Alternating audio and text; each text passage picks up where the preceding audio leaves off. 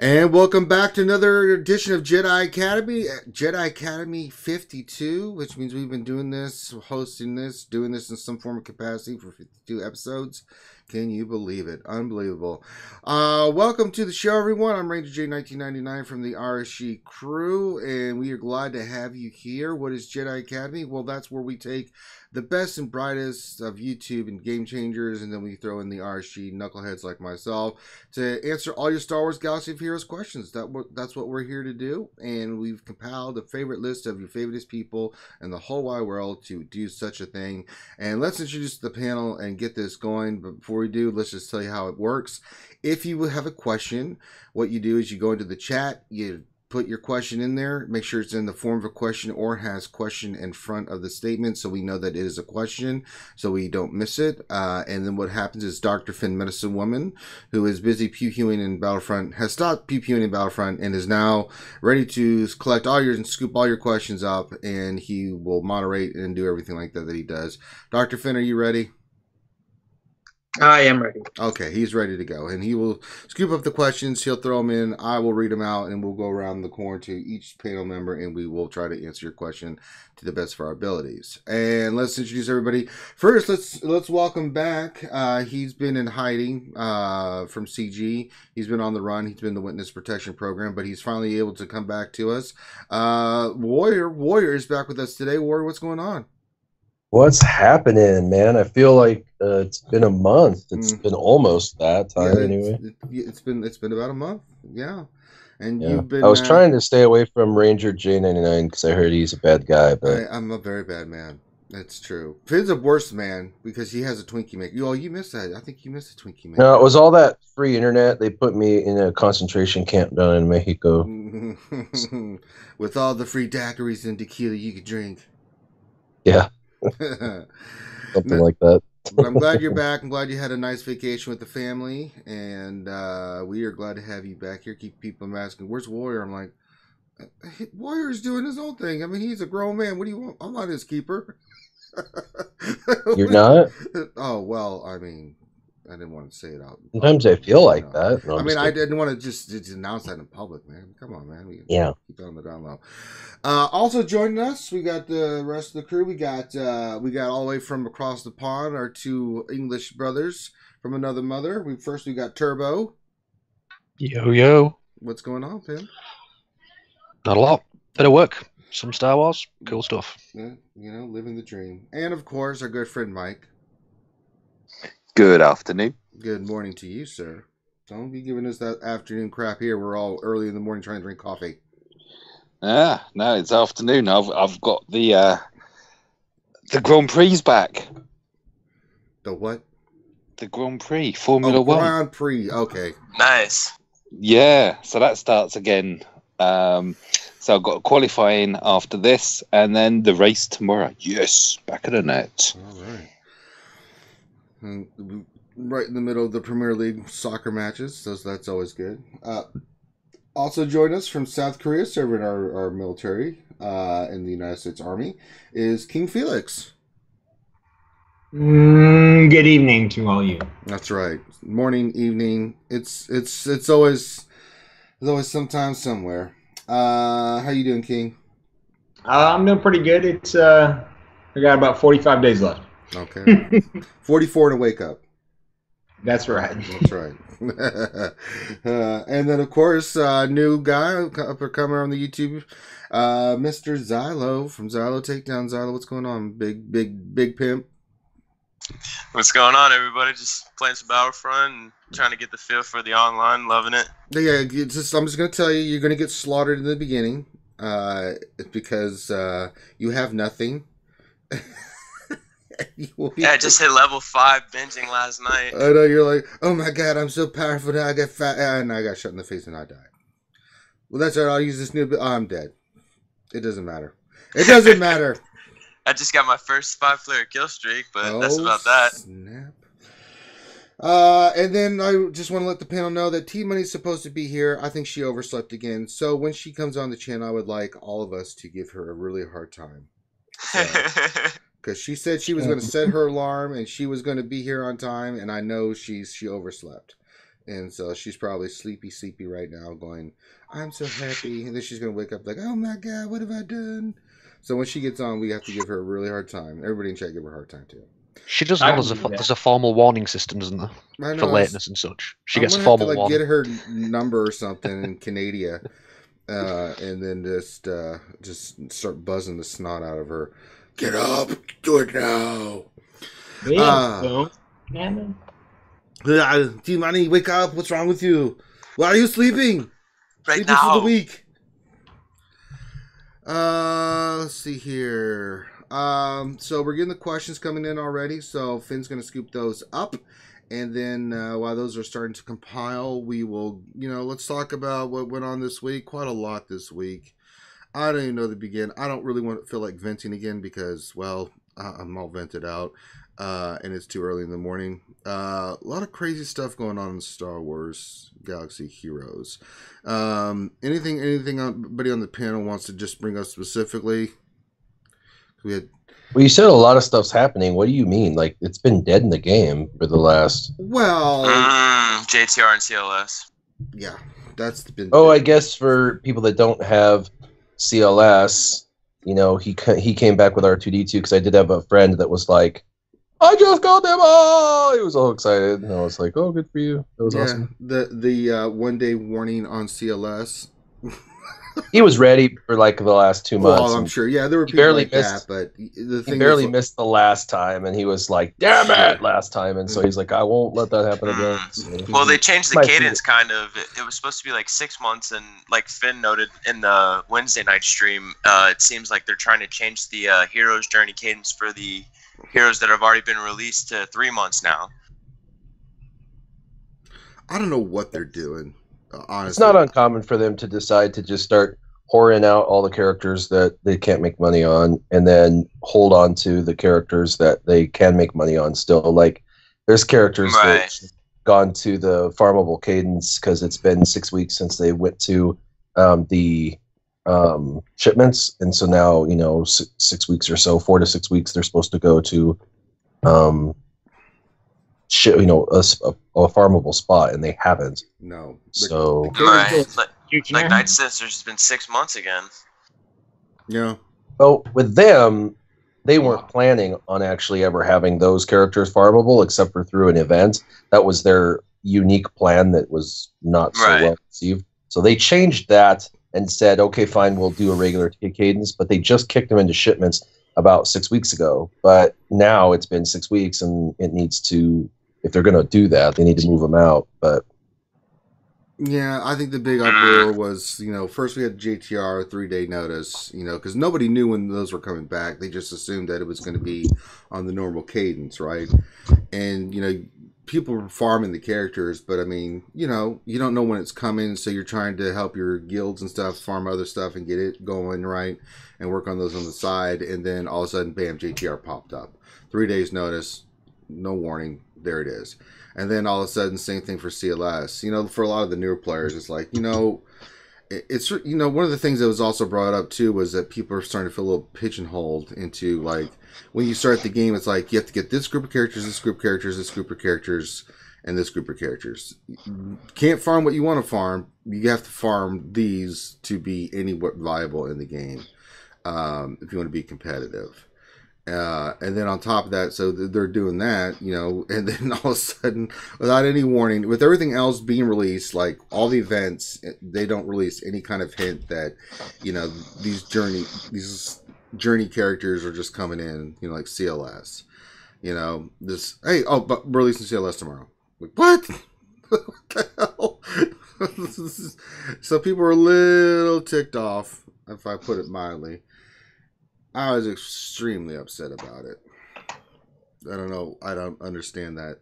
The lack of communication like that, I could see being an issue for everybody. I guess I've been kind of out of the loop. I haven't really paid much attention to anything in the last 3.5 weeks, but I heard they came back, and I thought that was good for everybody. But I guess for anybody who was, not prepared, it wouldn't be good if it's, too early, because then they're afraid, well, it come back now, it won't come back later. But hell, if the cadence is going to be every 3 months, then you have nothing to worry about because you'll have another shot in a few months, which is the original dark target data, which you thought you were going to get the first attempt at. So it's almost like they give you 2 attempts in 6 months versus 1. So it's actually not a bad thing if that's the case. Yeah, they've got to really work on the communication. One of the things while you're gone that I went off on is because, the territory war change happened, right? Where they didn't clarify. Well, 2 things happened. First, they decided to change the exposed mechanic for raids. Yeah, I knew about that before I left, and it sounds like it hasn't affected the player base. Has it? It has, it's affected guilds in the sense that the people that were doing the heroic, some of the things that they changed for the heroic, right? So the Stormtrooper Han thing had to go, right? We were all in agreement with that. I don't think anybody was like, anybody that was upset about that just needs to be quiet, because that was ridiculously being... that was an exploit. It really was. But when they first put out the statement, I don't mind. The thing for me was I didn't mind that they were changing the exposed mechanic, but they just said we have data and we're just going to change this to this. But they didn't clarify anything, and I'm like, what does that mean? What are you talking about? What data? It's just a very vague, like one sentence thing that's like, okay, you're going to change this for what reason? You didn't even tell us why. You're just doing it. Could you be a little bit more specific? And then the other one was the territory war thing, where all of a sudden they put out the first statement that said, certain, high-end guilds will have to put in 2 more teams on defense. That was what everybody kind of understood it to be. But that's not what happened, where... all of a sudden, territory wars not only affected everybody to where if you reach a certain threshold, which we don't know what it is, you have 35 teams or 30 teams or 32 teams. It affected everybody, and everybody was scrambling like mad. And the only thing we got from them was initially a thing in the bug report saying we just did this to fix the matchmaking, which was another huge issue, which was the gap between guilds, with like 50 million GP difference, something like that. And they still haven't clarified that still. So, which is really crazy because, they did that AMA on Saturday, didn't answer a lot, but, and then the CLS thing dropped. I don't know what's going on on their CG, but their communication in some ways has gotten better, in some ways has gotten worse, in my opinion. Do you think that maybe they kicked out those events because they weren't coming back for like 3 to 4 months each, respectively, and they figured, let's appease the audience, so let's give them their events twice in the next 6 months versus once, and that will make them happy? And then they did it as a surprise to like his surprise birthday party, and it would almost be like they're like, surprise, and then you're like, get the fuck out of my room. You know what I mean? Like, is that the way we're like, excuse my language, but is that the way we're acting? I don't know. I'm just asking. I don't think it's not so much that it's not appreciated, but people in the sense that it's like you give no warning or no idea that that you're changing this, right? So when you're trying to plan out for something, like you don't want to have all the information. Like they put out all the other events. We know when territory battles, territory wars, marquee event. all this stuff's happening, right? It's laid out in front of us, so you have an idea of okay, this is what I need to work on. This is when it's happening, and like people for like the Ray event that missed it the other time, we're farming it, but those veterans are hard farm, right? They're not the greatest characters. They're decent, but it's a tough farm. And when you're trying to farm other things to get your other characters up, you're like, oh, I've got a little bit of time. If it's going to be a while. You have no idea. You're kind of in limbo. And you're trying to farm, say, something else out of Cantina. So it just to drop it 3 days before the event comes out, BB-8 and JTR, and then do the same thing with R2 and CLS. It was like, oh my God, what is going on here? I think it's just a sudden drop with no warning, and no update that, hey, and this is all CG needed to do to alleviate this. We're changing the cadence, and this is what we're going to kind of have going forward, right? Expect some time. You don't have to announce when. In March, CLS is coming back. You're not specific with the date, right? You can just say, beginning of March, hey, or even do a hint. Hey, so your favorite commander might be coming back. Oh, what does that mean? Maybe it's CLS, we better start farming. Or what's ahead even? What's ahead? They stopped doing that too, so. You mean like the login character? Stormtrooper So I'm a little bit on the other side of this, and it's just because CLS and Ray have now had a couple of go-arounds. I feel like if you're playing this game, you should know that you need to farm the characters for those legendary or the heroes' journeys. So I don't mind those heroes' journeys coming up with no warning. But the communication in general is bad. But for those two heroes' journeys, I really don't mind, because you should know that if you need those characters, you need to farm Old Ben, Stormtrooper Han, the First Order to get BB-8 for Rey. Like, you should know that. But the communication with the other aspects of this game definitely needs some improvement. So now to meet everybody in the middle, from CG's perspective, our perspective, and all the players who haven't unlocked JTR and CLS, like Finn noted in the show on Wednesday, we hadn't been addressed by the community anyways that the hero's journey cadence was going to change. For our notice, it was every 6 months, and now that they're bringing CLS back this third time around, like Finn noted, it seems like they're building a cadence to put the hero's journey in every 3 to 4 months, so that way it's not as long of a time frame to acquire those characters, and it's a way for you to have 3 or 4 attempts throughout the whole year to acquire those two. Which I'm totally fine for. Props to CG. Yeah, they just got to announce it, yeah. Yeah, that'd be kind of nice. That was the only problem, yeah, and we said that Wednesday too, is like, if you just gave them a heads up, even a week or two heads up, you know, you're not doing it a full year's calendar map to tell people in advance to when they can unlock them. That way, from a free-to-play perspective, you're still making the characters be farmed, but you have a more reasonable time frame to acquire them. Yeah, it just, good lord. Now just make the announcement that they're going to be every 3 or 4 months, and then everybody will be happy. Mm-hmm. Oh yeah, but if they'd done that, the community would be like, yay! Yeah, because then you have, again, 3 or 4 chances through every year to acquire those characters. So you don't have to pick the toons you're farming again. But does anyone here actually trust CG to stick with their cadence? No. And that seems like there isn't a cadence. That's the thing. And especially in the last few months, it just seems like there is no cadence to anything anymore. Anything from a hero's journey to a marquee event release. That's Stay on target. Listen up. If you look back at every legendary event, their cadence has actually, sadly, been very notably the same.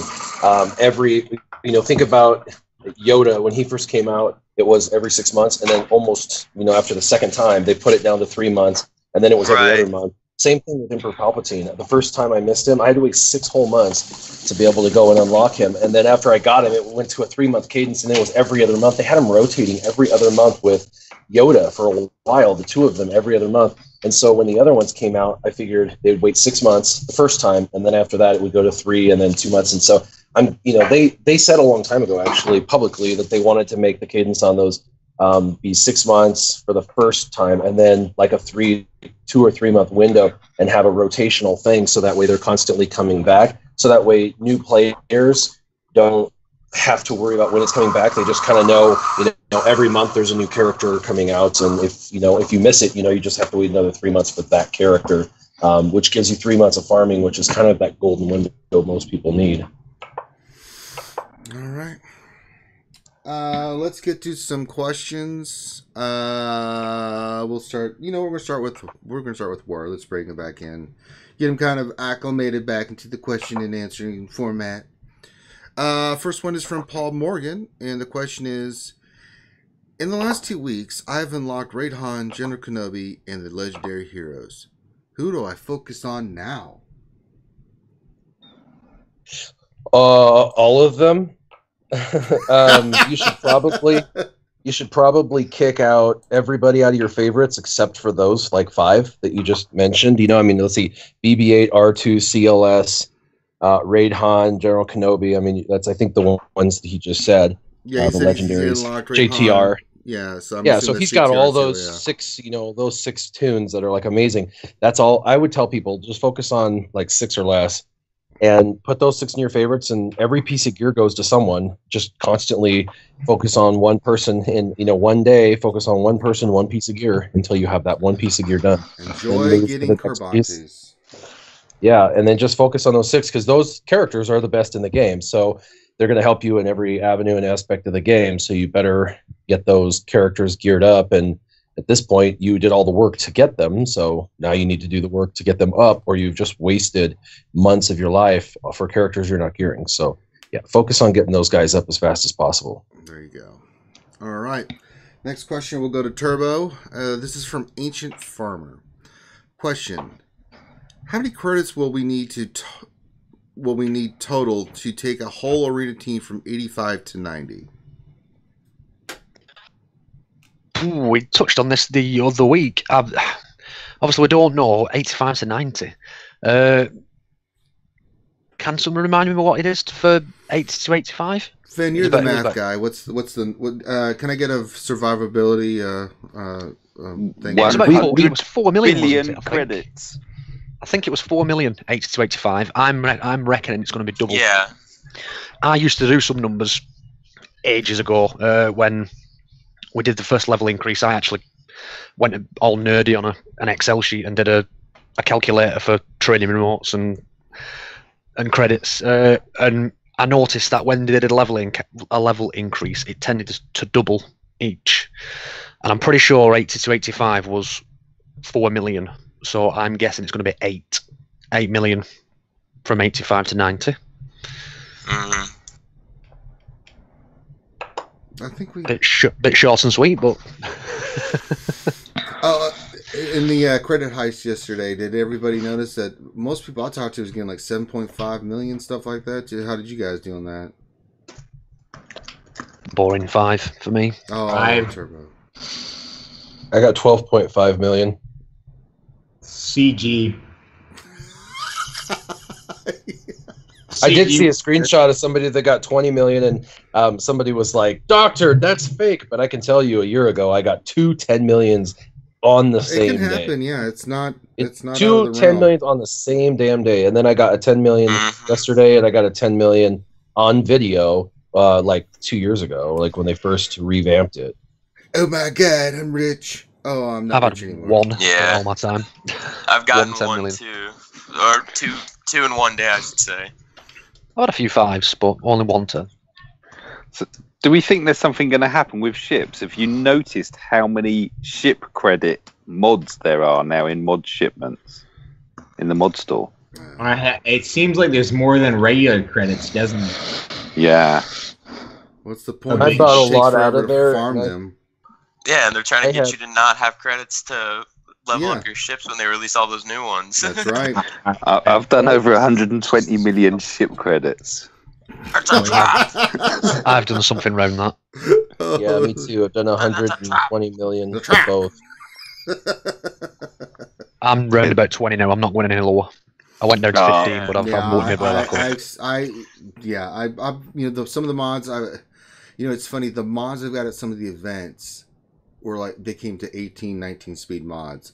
All the mods that I've gotten out of the store, that everyone and that I've leveled up at 12, 14 speed, 10 speed. I'm like, really? This was a gold mod with 6 speed, and I only got 1. Really? Yeah, no rolls at all.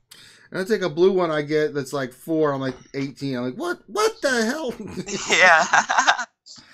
It's like, I don't understand this witchy magic math you're using. What is going on? RNG. Have I told you about our Lord and Savior, RNG Jesus? Jesus. What did T-Money get on the credit first?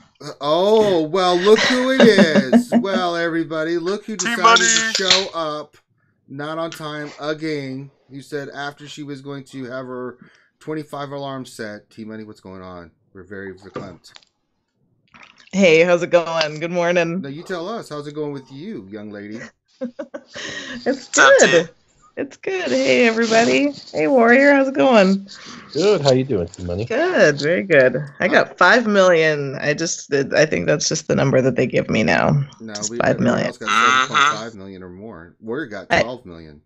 I write letters if I get anything less than that. So they just well. give me the bare minimum that I'm okay with. Okay, well, we don't want you writing letters. Are you sure about that? I write a good letter. I don't know. I've never seen your penmanship or your words. Not by hand. I don't write EA letters by hand, but well, maybe you that type would it out. help. Yeah, right. Yeah. T-Money's got an old school feather and ink pen on her She's desk. doing calligraphy. For thou 3.5 million, really? It's like, ye old CG, thou hast made me very angriest.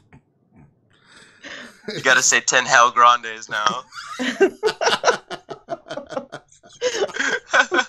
Guys, a chicken! I'm gonna kiss that chicken. I'm gonna throw a jacket over it.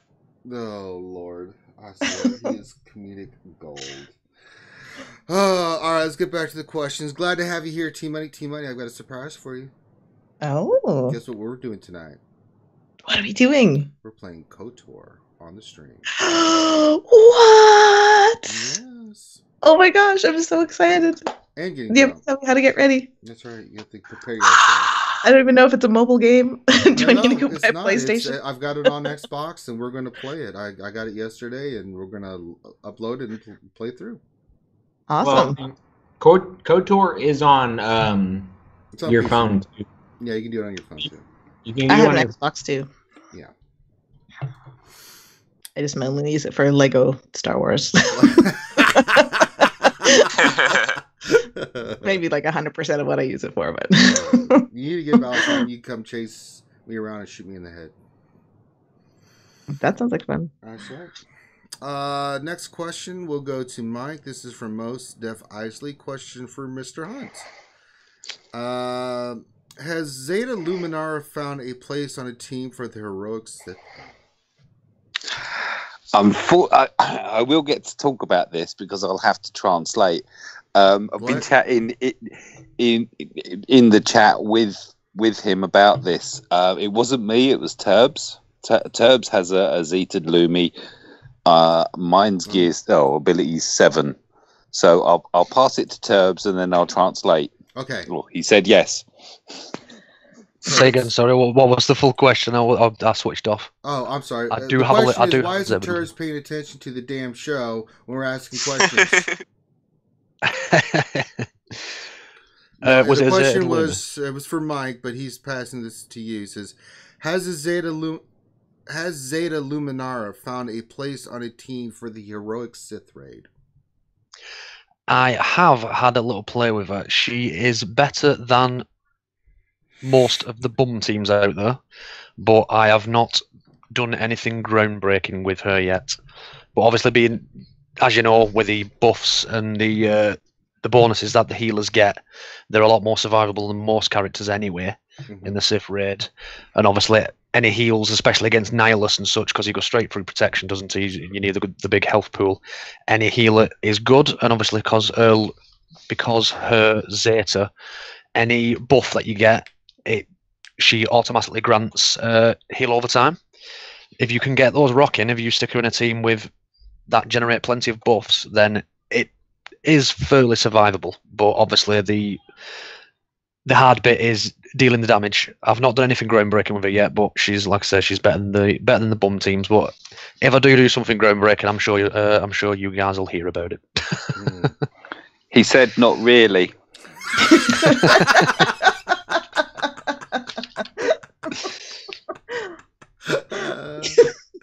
Trying to buy a dag. Trying to buy a dag. A dag.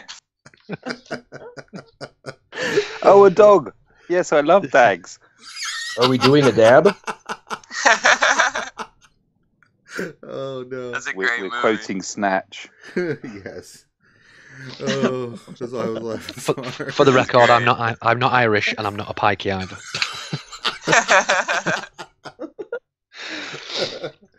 Oh Lord! Potato. Stop! Me ma. Oh God! It's too early in the morning. I know what we'll do. We'll dance around without moving our arms. Just keep them by your side. Oh my God! Enough of this. No, Lord. Okay, next question. This is going to go around the corn. Start with you, King Felix. This is from Loki Smokey. And the question is, how did you do in the last Territory Wars? Go ahead. How did you do in the last Territory Wars, King Felix? We did very well. So let me see how much we won by. We went with a little bit of a different strategy this time, and it paid off, which was good for us because we've been struggling in Territory Wars, been matched up with a lot of guilds that were better than us and had better strategies. But on this last one, we won by, let's see, what is this? Almost 10,000 banners. Over 9,000? So, yes, over 9,000. We went with a little bit different strategy. The only thing we couldn't clear was their ships, because when you put 34 teams on defense, it really hurts. It really hurts your offense for ships, because you only can really put two and a half fleets with how it is right now. Yeah. Let's keep going around. Let's see. I can say from ours in MC2, we had an epic match with the guys we were playing, an evenly matched team, and we both cleared, and we won by 34 total. Not 10,000 like old King Felix. 34. It came down to the wire. It was epic, and mad props. I can't remember the guild's name. I shouted them out yesterday because it was happening live on the lunch stream yesterday. I was sitting there. I was trying to stay as calm as I could, but I was like, "Oh my god, I gotta get in there and keep killing." I was just wrecking as many teams as I could. I'm like, "Oh my god." So, Mike, how did yours go? Oh mate, we lost by 200 points. Oh.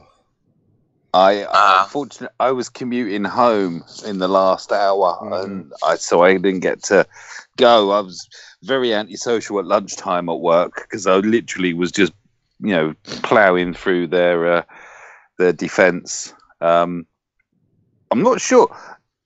I've seen that somebody else asked about it. Vestara Kai was asking me and T Money. So T Money, are you in the Wolf Pack? Yes. The next question says, Mike and T Money, thoughts on BHG versus the Wolfpack in the last Territory War? Oh yeah, that's right. You broke our specifically avoiding your welcome to teams. the I was show, like, T. oh, it's Mike's team. I'm not even going to check those mods. I'm just going to go pick somebody else. Oh, you broke our run. We would have been top 5 if we had 200 points. Which I am very, very honored to have done. We had like what I personally thought was very innovative strategy, and you guys just like were like, just like broke. I was like, oh god, and then we're just like on the edge of our seat. We're like, oh god, but I don't know. My guys are like, they just fight and fight for offense at the end, and there's like 20 people in there, and they're like, I got one with like Lumi and Gamorrean Guard. Like, what? So yeah, we struggled, but we won by a couple hundred, I think. Yeah. Well done. No, honestly, well done. It was good battle. It was actually fun. What about you, Turbs? We just had a recent loss. Mine's Chlorians. They set up their defense very well compared to ours. They saved quite a lot for offense, and we set up with a very heavy defense, and it kind of went against us. Kind of went against us. And then Warrior, did you I don't know if did you get a chance to do this last Territory War? Yeah, this very last Territory War, I was in the United States, so I was able to take advantage of it. And we had 2 of them, back to back. And the first one was against the Mighty Colorians, MC. And yeah, it was very close, very close. We did win, but not by much. They, for pound, if I was to say, pound for pound, who's the best team in the entire game for GP represented, they actually would probably make the number 1 or number 2 slot. I couldn't say that somebody's doing better than us because there's nobody at the exact same level to compare. But I'd say because they're, they were like 8 million below us, and they pulled out a close loss. That's as good as it gets. I mean, it was amazing. We were nervous, to be honest. We were really, I mean, we're like, stop battling unless you know you can win the first time. Like, stop giving them extra points, basically, because we're used to, I hate to say it, it's going to piss a lot of people off, but we're used to having such a GP variance that we really just go in and we just, pound a team, and if it doesn't fall, we just throw another team in there. It's no big deal. We'll go two in a team, three in a team. We're not worried about the 2 or 3 and a few point loss. It's not a big deal because we know we're going to clear their board, and they're probably not going to clear ours. So we don't worry. But with them, we know they're going to clear our board. So it's like you got to get really, really smart and make sure that you're clearing them with fewer attempts than they're clearing your side with, and then it becomes an actual real contest. The last one, the one that we just did after the MC one, was the team that Mick Mole is in, and he was talking pretty good smack, but at the end they ended up falling. We lost 2 territories of the 10, and they lost all but 1. They had 4 ships left in their last ship section, so we didn't get a full clear, but it was close. But yeah, so, and I've noticed that like certain teams don't even have to be that good, but if they get primed, they'll end up going on a run for 6 to 8, because once they're primed, they're actually a good team. Yeah. So I've seen some people's teams that shouldn't have defended 6 or 8 times defend that because someone went in and didn't bother to force close the app or anything like that, or retreat, they just, or forfeit, whatever they call it, forfeiting. They just went in and chose to just prime the team up for the next person, and then the next person underestimates and goes in and gets smoked. So next thing, it just keeps a terrible cycle. Yeah. My Admiral Akbar lead took down 10 teams one time. I was like, that shouldn't happen. It was like Admiral Akbar, CLS, Hermit Yoda, that one. I was like, what's going on? Why is my AA team like just I would love to be a fly on the wall on that battle, because Admiral Akbar probably looked like he was a crackhead. He's like, wow, and everybody's like flipping out. They probably took like 20 turns before the person got to take a turn after that first battle. You know what I mean? Because they're so primed up. It's funny you say that, because usually my Kylo Ren team, if it's not taken on the first turn, I think this is the first time it's done that someone did that. But I'll see 6 to 8 wins on that team, because if you prime that team up with that first order with all the Zetas, they're a pain in the ass to take down afterwards, because like they get going, man. They are just disgusting. I really am all in on the first order team. Let's see, who else did we not ask? Zyla, how did yours go? Victory. Close? Yeah, we won by about like 4,000. We were up on this guild about like 3 million GP. So I'm not too sure why the point difference was so high, but gotta say I'm really happy with the fix on the matchmakings, because before these last 2 territory wars, we were going up against guilds with like 20-30 GP more than us, and it was rough. I mean, my guild just broke 100 million, and we actually just added some new additions with a couple of 2 million GP rosters in the guild too, and they're doing pretty well in their arena shard too. So we're getting some more active members coming our way too. Cool. All right. So that's how everybody did in Territory Wars. I hope that answers your question, sir. Next question to Xylo. What do you guys recommend as a strategy for a guild to beat the Heroic Sith Raid if they only have 5 or less Jedi training race teams? Ooh, that's a good question. Eat Wheaties. Cocaine's a hell of a drug. In all seriousness, though, for the teams that are very limited with their Jedi training rays, first thing I'll advise is to get your Jedi training rays teams fully geared, and go watch Smithy D's new video on the 13%. That was amazing. Yes, great video.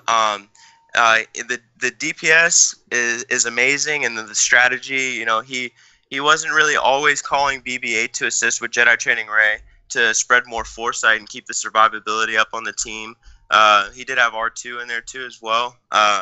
I've seen Nukin running Admiral Haldo, so now that she's going to be farmable soon, I would advise people to try out Haldo too as well. She's a great fifth in that resistance squad, and then also saves your R2D2 for another squad. I also have a video out on my channel right now. My guild just launched Tier 6 for the first time today, so I'm going to be working on some more film today with this team. But you want to try like an Admiral Thrawn, Magma Trooper with all the Omegas, Death Trooper, Krennic, and then the fifth still kind of varies for me. I really liked Hermit Yoda there just because the spamming on Master's Training and the healing was great mechanic, and you can still get Hermit Yoda to escape out of Phase 1 to use him in other teams. But you got to be really careful when using Hermit Yoda in Phase 1. And then after Phase 1, you're going to have to worry about, counter teams. You're going to want to implement some checks mix teams. If you have some leftover Death Troopers from not using that team that I recommended in Phase 1. And then so far for Phase 4, all I've really seen that's working really well is the Nightsisters and the First Order. The First Order not against after Nihilus is down. Nihilus eats them for breakfast. Jesus. Yeah, you want to use the counter teams in Phase 4 after Nihilus goes down, especially the First Order, especially as well, because you'll get a lot of good damage on Scion, and they'll make it all the way through that enrage. And then Sir George's too as well. Put that OG Nightsisters video out too as well. I just put the Zeta lead on my Asajj Ventress a couple days ago. I'm gonna put the double Zetas on her and work on my Nightsisters, and then hop over to crew and First Order, double Zeta crew, and it's all about how much you can spread out your roster and communicating with your guild. It's going to be a task for guilds, for example, like mine with 100 million GP and 110 million GP to start chipping away at it the way you want to and the way you're expecting to. But just keep doing it, keep trying, keep running Tier 5, and then keep working on trying to use the most out of your guild. All right. Next question for Team Money. This is from Emperor Mogul. Okay, Emperor Mogul. And the question is, in relation to the heroic Sith raid, who is better to farm, Hermit Yoda or Wampa? Well, Hermit Yoda you get to use as long as he doesn't die on in rage, you can use him over and over in multiple teams, and he seems to be bumping up scores by anywhere from 500k to 1 million in P1 and 2. Definitely, if anyone in Wolfpack's asking me, I'm saying Hermit Yoda. But I don't know. Those two tunes, they're kind of, I see those as like, who do you love, right? Because Wampa's pretty cool. Yoda's pretty cool. They're both near and dear to our hearts as Star Wars fans. So trying not to direct farming too much, but if you're looking just for pure usefulness in the raid, at this moment it's Hermit Yoda. Someone could figure something out, and it could be Wampa very soon. But because those debuffs aren't sticking on your enemies very well, his kind of base mechanic of being fueled by the dots is not.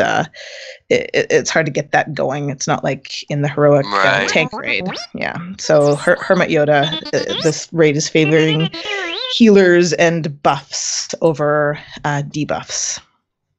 And also, before we go past that question, I totally agree. Hermit Yoda over Wampa. And then if you do have Wampa, I would advise him in Phase 4 again after Nihilus is down. You're getting the most out of his counter and the DPS to chip away at Phase 4. Yeah, I don't know if anybody has a video of that out yet. Basically, like setting up checks mix, but with Wampa.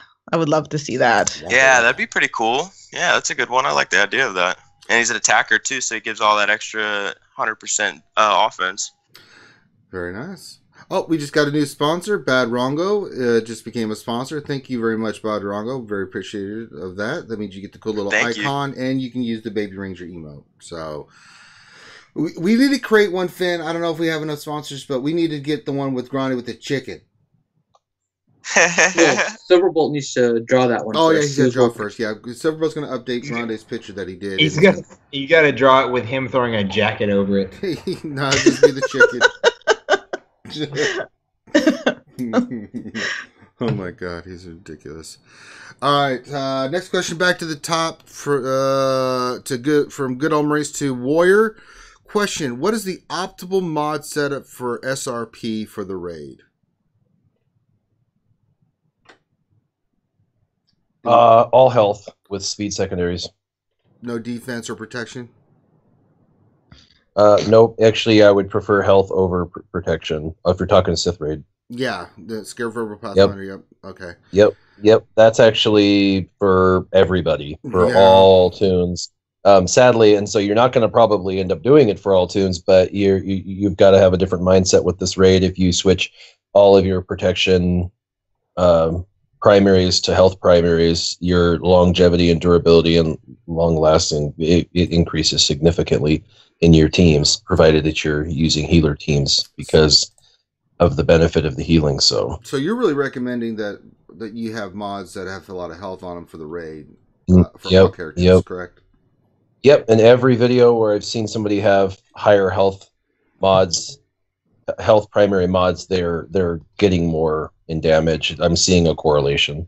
Interesting.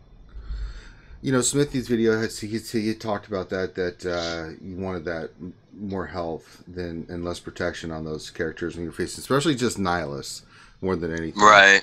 Because that's where you're getting your most, because he's just ignoring protection, so it's kind of pointless. Okay. Next question to Turbo. This is from good old Maurice again. Question: let's see, what is this? Is the potential of 3 extra Zetas a year worth the 1,152 hours, literally, investment into territory wars? Does doing so really make our guilds look strong or stupid? Wow. Turbo, what do you think? Turbs?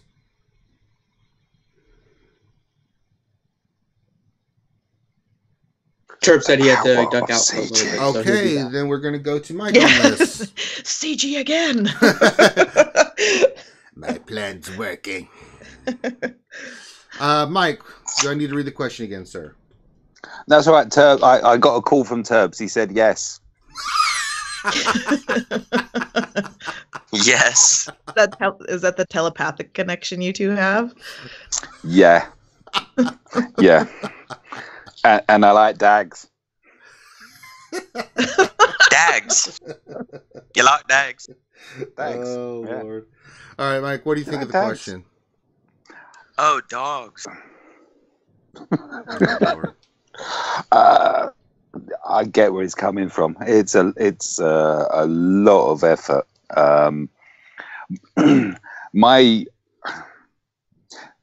I'm amazed at leads and officers for the amount of work, effort, time that they're constantly having to put in, guiding us on everything. So we've got a brand new Sith raid where we're all trying to work the mechanics on that, and you're running that as soon as you can unlock it. So for us, we were finishing off the Sith raid as we're trying to do a territory war. Yeah, and it's just adding so much time. That would be my cry for help, would be more tools for lead officers. Immortals. And yeah. And maybe look at kind of trimming some of these down. I mean, the territory battles, do they really need to go on for 6 days now? Do we still need them at 6 days, or could we trim them to the 3 days? I don't know. I'm just looking at. Don't you find when there's nothing going on that you're like, what do I do with my life? No, I'm like, everyone's like, what do we do now? Should I remember there was in chat? Maybe there was like 30 minutes 4 months ago where there wasn't anything to do. Yeah. Oh, you're right. There's the 3-day golf. We're waiting now for what we get the Zeta event and light side territory battles kick off on the same day, and it's like, oh, couldn't we do those over the weekend? Can you bring them forward? But yeah. God, it's not much reward. It's more the prestige, isn't it? If you can win all your territory wars, then you climb the leaderboard, and climbing the leaderboard puts your guild out there more, makes more people want to join your guild, gives you the option of because there's always an ebb and flow in your guilds that some people are kind of, you know, slowing down to with maybe retiring from the game as others are coming up. And yeah, I mean, that's kind of where it is, isn't it? The higher up the leaderboard you are, the more you're seen, the more recognition, blah blah. All right. That's what Turb said. Turbs, he's amazing. Next question to King Felix. This is from our good friend Josue Garcia. Josue, I'm sorry. I always think remember Jose, can you see Jose? Oh yeah, Josue, not Jose, not Jose. It's Josue Garcia. Question. Why does the enemy big ship dodge 5 times in a row, but my TIE fighter pilot ship doesn't dodge once? Okay, Josue, you're getting into my conspiracy theories here. Lord, but T-Money, put on your tinfoil hat. So it's the just same how much reason. Genesis loves you. Mm-hmm. So no, it's not that. It's a conspiracy at the highest level. Oh Lord. Because it's the same reason why my Palpatine in Arena, which has 90% potency, only gets 1 to 2 stuns, but the enemy Palpatine with 30% potency gets 4 to 5 stuns every time. And I believe CG is trying to combat the poor AI like skill level, I guess you would say, or the AI playing the worst moves by giving them better luck, giving them more potency, more tenacity, or in the ship's case, giving that ship a higher dodge rate, giving them a higher target lock rate. I think it is their way of trying to even out the playing field, but it actually just makes it worse. So that's my conspiracy theory. I don't know if anybody agrees. Maybe we can get CJ Grande on here to tell me. That's not. No. That's been an ongoing conspiracy forever. You mean like since the game came out? Since the game began. I've been saying that, for years. And of course they've officially denied it to me in person and stuff and said that's not the case, but I absolutely unequivocally believe they were lying to me. And I don't mean to be disrespectful to them. I think they're great people. The developers are cool cats. I think they're nice guys. But I do believe that they do things that we don't know about on purpose to, and they don't have to disclose certain things yet legally. So I think that that's why they're able to do it. But yeah, I can go in and I can try and target lock one of their ships, and I have 4 ships that do target lock, and all 3 of the first 3 fail, double fail, and then my TIE gets it. But that's only because it's guaranteed. And it's like, really? And every single shot from the opposing team gets their target lock. My Biggs regenerates protection at a slower rate than their Biggs. Like, my Biggs is more maxed out and has higher protection, base protection. I've looked at the stats and my stats, and so my 35% should be a greater amount than their 35%. And the damage their ship is doing to my ship is lower than the damage I did to their ship, yet somehow their big still has protection on it, and mine is yellow and smoky. So it's like, I'm watching it in 1X going, how is this physically possible? And so, again, yes, it's a conspiracy. Of course, they're building it out to where defensively teams have slightly higher stats to kind of give it an edge because RNG is not very fair. So, the RNG doesn't play well. That's my thought, and I've had it denied before, but I also believe that there's other things going on in the game as well that's been denied as well. So, well, and for the record, if they gave defense a little bit of a boost to combat how the AI plays things, I wouldn't mind, but I wish they would just say that. If we said, hey, we're going to give the AI a higher potency and a higher dodge rate because the AI doesn't play the moves in the right way, I'd be like, okay, that makes sense. But they don't say any of that. If they said it, I'd be fine with it. I think it's just because they're still breaking down ships so much, and there's still so much to fix with it. Yeah, but there's so many mirror matches too. The frustration the frustration of if you hit auto, that every single one of your ships targets their TFP. It's like, what's that about? Why would you target the only ship that you can't hit? Why would you proc their TF? Why would you do that? Preach. And it's not science. That's science. I'm sorry. Can't argue that. All right, next question to Xylo. With the recent ending of Star Wars Rebels, do you think it is too late for them to add Rebels characters to the game? If not, what would be the next time they introduce them? Maybe Callus with the DVD box set release, etc.? That's a good question. I mean, we always kind of speculate on what newer tunes they're going to bring to the game, and like a perfect example is how they said that they're still going to release more tunes from The Last Jedi. So I could see it. I mean, like, we've always talked about them, like, making Inquisitors, or seeing some of the newer characters from the end of season 4 would be pretty nice too. Like, me personally, I'd like to see Rook, the assassin for Thrawn. I'd like to see him come to the game. Maybe give him like a bounty hunter and a Empire faction tags. That'd be awesome. Bring in the Inquisitors.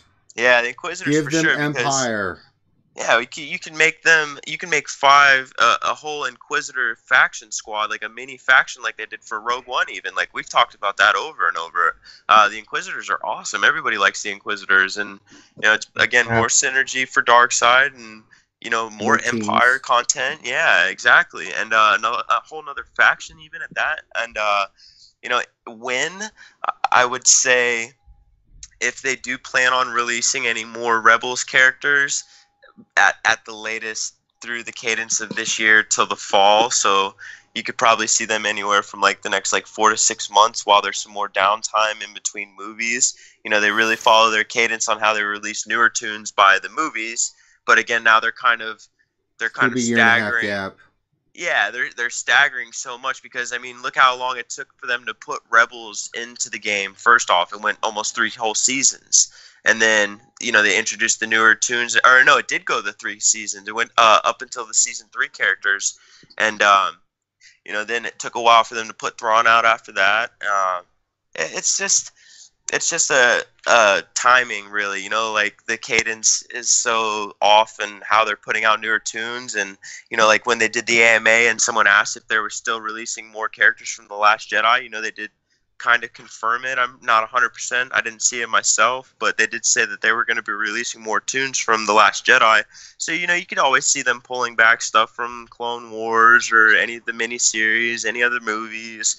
Any tune can come to the game at any time, and they've always said that. So we'll just have to wait and see. And if they do, again, it'll be within the next 4 to 6 months at most.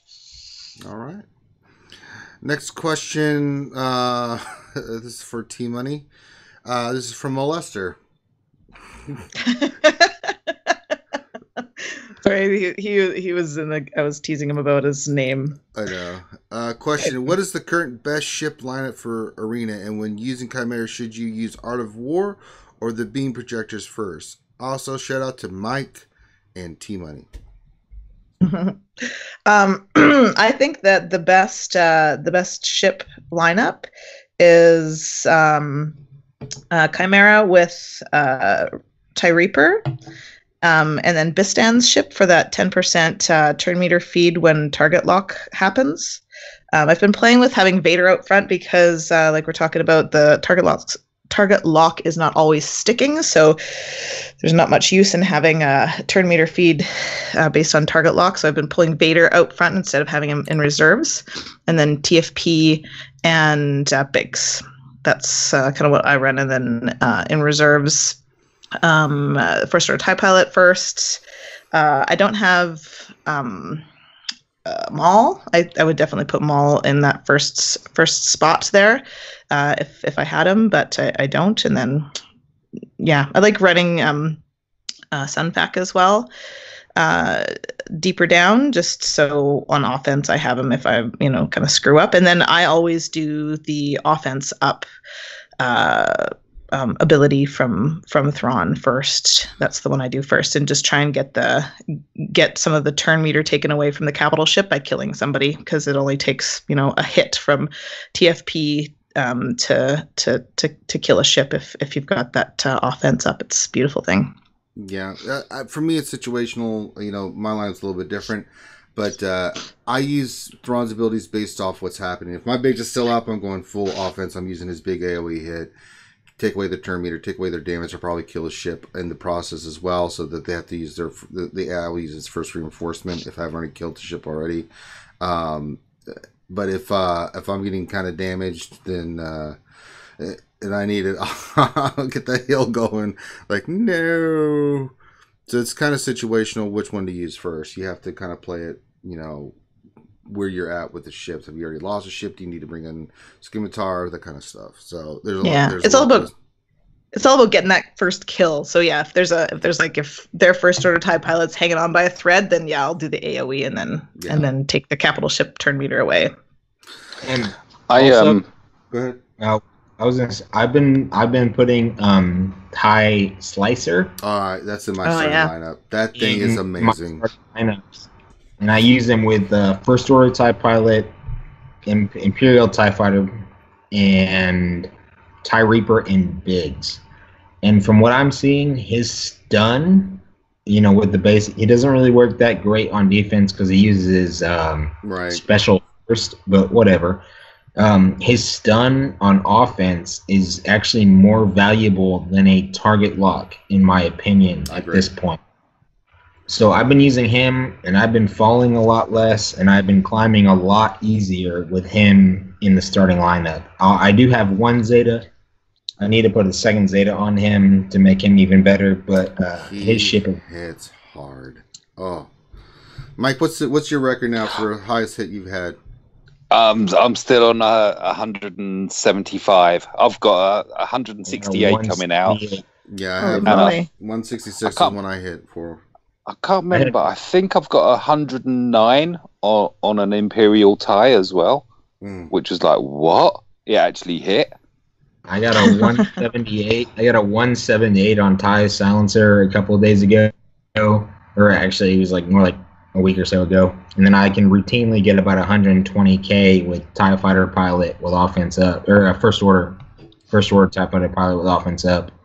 So those two ships just wreck. Shot. Yeah. We're running the same lineup. I mean, I've got it so that my slicer goes after my TFP. So for me, it's target Reaper. If you get target lock, brilliant.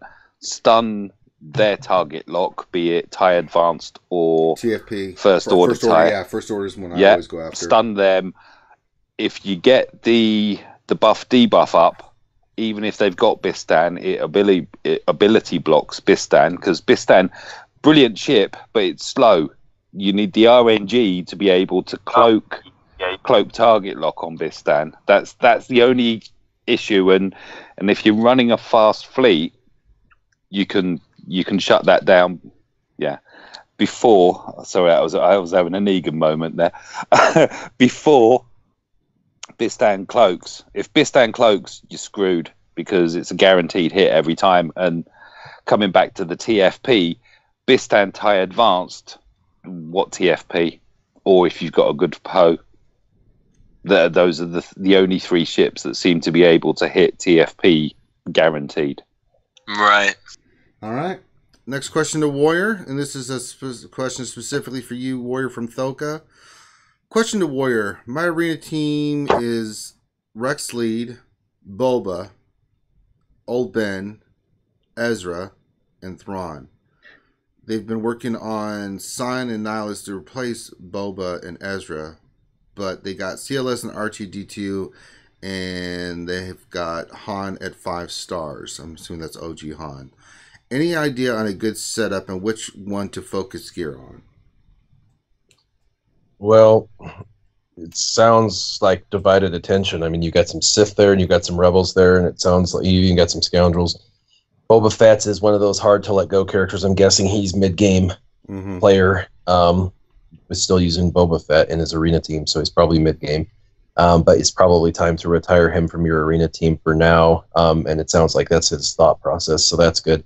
I don't know if you're necessarily ready to move your arena team around yet, because you just said you just got R2 in the CLS, and so I don't know how fast you're going to get them geared up and whatnot. But the arena now is a really fun paper, rock, scissors situation where every team is strong against multiple teams, but has an Achilles heel against a specific kind of team.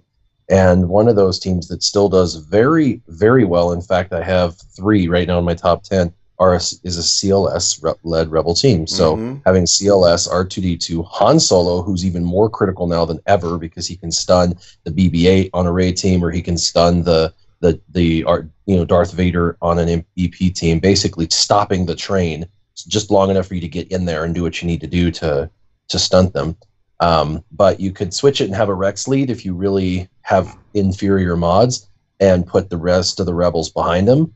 Or if you feel like you've got as good a mods as anybody in your area on your leaderboard, then I would go CLS, R2, Han, Old Ben, and then it never hurts to throw Thrawn if you've got, Thrawn or Darth Nihilus, but Thrawn preferably because, in my opinion, Thrawn is the singular best Darkseid character in the game for utility. I mean, he's pretty easy to get fast. He's already tanky by himself. It takes a lot to kill him. He can ability block on his basic, which is clutch. He can fracture, which is, in my opinion, the single best debuff in the game. If you want to even call it a debuff, because it's unique. And he can restore protection, which creates a real havoc if you've got an Old Ben, which you said you did, because Thrawn and Old Ben in the back are a really great combo. One takes their tank out, and the other one can double taunt if you have him Zetaed. So, for me, I'd probably go all in on that team, but it doesn't sound like you're quite ready yet to do that team because you just got those characters. So maybe that's something to shoot for and focus on and really get. And you're not going to sit back and go, damn it, I can't believe I raised my CLS and R2D up. This team sucks. You know what I mean? That's not going to happen. So you'll use them in every facet of the game. So I would definitely hyper focus on those 2 characters that you just unlocked and get them up and move them into your team. As far as Han Solo goes, you might find that he's a bit too squishy at 5-star, especially if you don't have a Zeta. It's not worth it. Or the Variant, yeah. Yeah, if you have a Zeta, then you just keep gearing him up, or starring him up. But otherwise, you could throw in Darth Nihilus. Darth Nihilus is tanky, really tanky, even at 3 stars, and has his Annihilate ability, cooldown increase ability.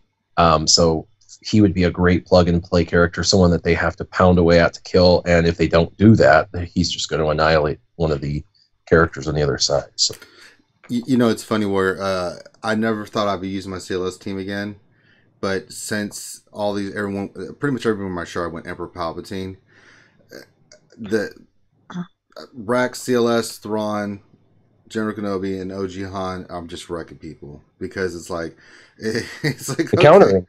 It's you a counter perfect and counter. kill. Yeah. Counter and kill. It's super easy unless you get stun locked, which can happen because RNG's a once in a while it gets me, but usually the way it goes is my OG Han goes first, Vader down, stun, right? Then my Thrawn goes, and then I just speed up Rex, put up Tenacity up, and then it's game over because they can't land any debuffs, and I just start wrecking everything.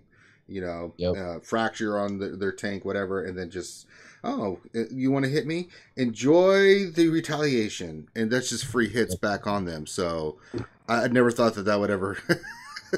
I was like, I guess CLS is done. When JTR, I was like, well, okay, use this team again. That and you got to throw a bunch of tenacity on your Rex to keep him from getting any. Oh yeah, he's got a buttload of tenacity on him. Trust me. Yeah, you got a tenacity cross on him, right? We've got JTR number 1, then we have CLS, then we have EP, then we have Rex, then we have JTR, then we have Rex, then we have EP, then we have Rex, then we have EP, then we have CLS. Then we have JTR, then we have Mother Talzin, then we have Rex, then we have EP, Rex, EP, JTR, EP, JTR, EP, JTR, JTR, EP.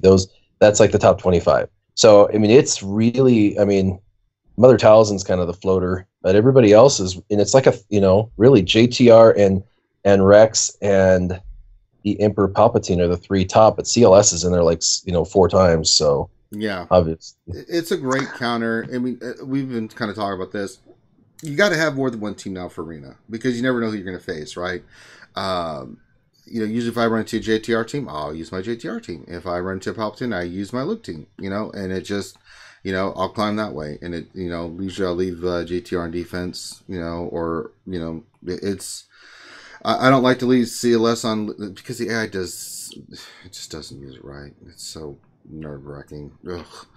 So I'm just switching between Nightsisters and Nightsisters are still viable. They're very good. Nightsisters, yeah. As soon as I come across a JTR team, it's Nightsisters because I just love the way that they super hyper buff, and then Ventress just says that'll be mine, and have some plague for your trouble. A lot of things. Sorry, go ahead. No, I was just gonna say. Okay, so I've got an all gold Rex lead squad. So I'm running Rex. Who am I? Rex, Mr. Beardy, and then Scion, Visas, and Wampa. Oh my god, that is such a fun squad to run. So if the RNG goes with you, you put tenacity up, you put on retribution, and then you're like, where'd Nihilus go? He's dead. Yeah, he gone. His hunger is no more. Oh, such a fun squad to run. All right, next question. Yeah. Next question to Mike, and the next question is: any idea how long the mods for credits will be around? As long as it takes for everyone to spend every single credit they have, and then the new content to be released, which requires a gazillion credits. Save your money. What, May? Yeah. May the 4th. May the 4th would be my I don't know why, but that would be my guess. And that is purely guess, but yeah, May the 4th. April 1st. And then they'll say April Fools, and then they'll say, no, we're serious. It's not April Fools. And then here's your 3 Chewy shards. Or 15 minutes from now. Who knows? The power of CG. All right. Next question to King Felix. This is from Danilo Papayas. In a trooper team, what are the most important Omegas? Let me look real quick before I answer that. All of them. No. Well, I know. Let's see. I feel like Stark's. What is it? Stark's critical chance up. What is it called? Scan all wavelengths. Scan all wavelengths is important. It gives them critical damage up, which is what you really want with Snow Trooper. Snow Trooper's assault training. Snow Trooper's overwhelming assault is the most important one. Obviously, you need the Zeta on Veers. Veers' ruthless assault, which is the mass attack, is also the most one of the more important ones. And then after that, it really, those are your 3 tier ones. Veers, Stark, and Snow Trooper is the core of that team. You can throw Death Trooper on there, but you really don't need him. You can let him play in another Empire team if you can. Because Stormtrooper and Magma Trooper work excellent in the Imperial Trooper team. So I'll say Snow Trooper's overwhelming assault is number 1. Scan all wavelengths from Colonel Stark is number 2, and then Veers' is overwhelming or ruthless assault is number 3. And then with that team, you should be able to clear the IPD mission in Darkside territory battles, and you can be able to take out Nightsister teams in territory wars and arena. All right, next question to let's see, Xylo, and this is from Camille Bulchowski. I'm about to unlock the Zeta challenge. Congrats. What would be the best tune to Zeta first in your opinion? I'm level 80, running Rebel Team in Arena, and 2 weeks from unlocking General Kenobi and Raid Solo. Maybe Han Solo first? Oh yeah, OJ Han is the man. He hits like a truck. Gear him up. Like Ranger always preaches to you, make sure you put that bayonet on him so he hits as hard as he can. And congratulations on unlocking your Zetas. After Han Solo, I'll even give you a second one. Do what I didn't do. Number crunch. Yep.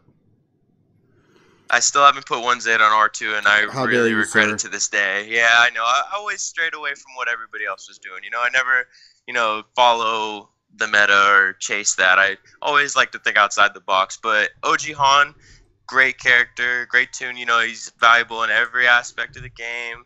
It'll help you run over the Rancor a little easier. It'll help you climb in your PvP for sure. That's your original climbing buddy. And, yeah, he's the man. All right. Next question for T-Money. This is from Jeebus Giverowski. You're getting all the fun names today, T-Money. Oh, Lord. Is T-Money there? Yeah, I'm here. Okay, sorry. Question. To unlock CLS on this event, my Emperor is only 6 stars, so I have to sub in Magma to get R2. My Empire is about Gear 9, crappy mods, TFP 166 speed, plus my Rebels need work. Should I Zeta Vader to finish R2? Ooh, that's a tough one. I haven't done this event in a while, so I might need to call the panel for some help. But yes, we were stumped about the CLS event yesterday. Yeah, the CLS I remember. R2 was not easy. And I just did the event because we got to redo it again. For those who had R2, you can go back in and play with it again and get some mods. It's not an easy event. I think it's the most difficult of all of them. By quite a little bit. So you're going to have to go in and play around a lot. Go in, Thrawn. How many times did you go in, Ranger? Have we actually counted? Two. Yeah, two. It was 2. It seemed like more, but... no, that was Thrawn. Everyone keeps getting that confused. R2... No, I know it was Thrawn, yeah. But Thrawn was 975,000 attempts, so that's a different thing. We got drunk and I basically lost my mind. A little bit, but sometimes you have to do that. Like if they're characters you don't want to gear, you want to spend the time, just go in over and over and over again. So you're probably going to eventually get it. Just with RNG, I would definitely move your mods. It's going to take you way less time to move your mods than to depend on RNG to go back in there. But just even that that initial onslaught is brutal. So you're probably going to need some protection on guys. I had a hard time with a bunch of maxed characters last night. I was like, oh, this is brutal. So you're asking about the Zeta for Vader. Mm-hmm. I don't know. Zetas are pretty precious, but so is R2. So I would try a bunch of times with precious, very, very precious. I'd try a bunch of times without that Zeta to see if you can push through, because I don't think the Zeta is particularly useful, and I used that one for about 6 months, so I do know it and love it. But yeah, try and push through without it. Maybe his unique, because that's going to be useful in the long term. I don't know. Also, one more thing to note too: try shuffling some of your faster speed mods. Try putting some better mods on your tunes. See if that works out for you. All right. Let's get to the next question, and this will go back up to Warrior. And my stupid thing's being stupid. Hold on a second. I apologize, Warrior. Let's see. This is from Damien Gray. Question. Do you guys think that Arena is literally becoming too much paper, rock, scissors? Maybe they should just add Sims to Arena, save us some time. What do you think? I don't think that it can be too paper, rock, scissors. I think everybody has screamed for 2.5 years that they wanted Arena balanced, and now Arena's balanced, and everybody's upset about it. But so I think it's kind of what we asked before, and I think it's healthy for the longevity of the game. We may not like it. I mean, I'm a large whale baby kraken, and I can't buy my #1 spot anymore like I could in the first 6 months of gameplay. I mean, you know, if you're a kraken or a whale, you could become #1 and stay #1 on your leaderboard for 6 months without contention. I mean, nobody's going to even challenge you, but maybe another, you know, kraken. So, you know, yeah, it was for the lazy man like I did like 2 battles a day just for my dailies for the first 6 months, but it wasn't really challenging or even fun. But it was nice. I mean, I got 500 crystals a day guaranteed without even looking at my phone during payout. But then that changed. Obviously, people caught up, and even a lot of free-to-play after a couple of years caught up. And some teams they went in on that sucked all of a sudden became good for a while, and they climbed really high, and then they learned how to stay in the top. And so, yeah, it's tough now because, I mean, even myself with a completely maxed out team that has all their Zetas, you know, I'm you know, struggling. There are teams I can't beat in my top 20. There are teams I physically can't beat because the mods on the opponent's team is that much better that all their characters go twice before my team goes, and I have an Emperor Palpatine-led Darth Vader team that, in theory, goes first every time, according to, you know, many YouTubers. And so it's like, I don't, you know, yeah, while I would love it to be easier because, you know, I have invested a lot of money in the game, and it'd be nice to have some sort of a financial advantage after 2.5 years of spending this kind of money. I really don't. There's guys that are free to play on my leaderboard that have like 9 Gear 12 characters after 2.5 years, and they're hanging with me just as good as anybody who's spent money. And so I think that if you're free to play, this should be a dream come true, because you know now that you can focus on one of these paper, rock, scissors teams, and you can just develop one team, and you know you can at least climb and compete. And there may be some teams you can't beat, but there'll be other teams you can. And so I think it's the healthiest the game's ever been, actually, at this moment. Right. There you go. All right. Other than ships. Ships is unhealthy as hell. Very right. All right. Next question from Nathaniel Miller. This is going to Mike, and the question is, why are they giving away 150 sim tickets with fleet rewards? Seems like massive overkill unless something new is coming, question mark? Put on your aluminum hat, T-Money. I hadn't even noticed. Is that bad?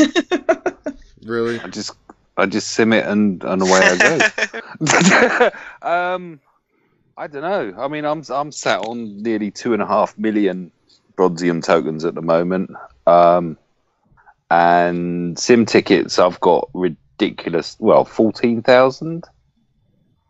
I mean, you generate them if once you get into a certain level. As long as you sim enough, you actually create more sims than you spend. It's self-perpetuating. It would be fantastic if I must admit,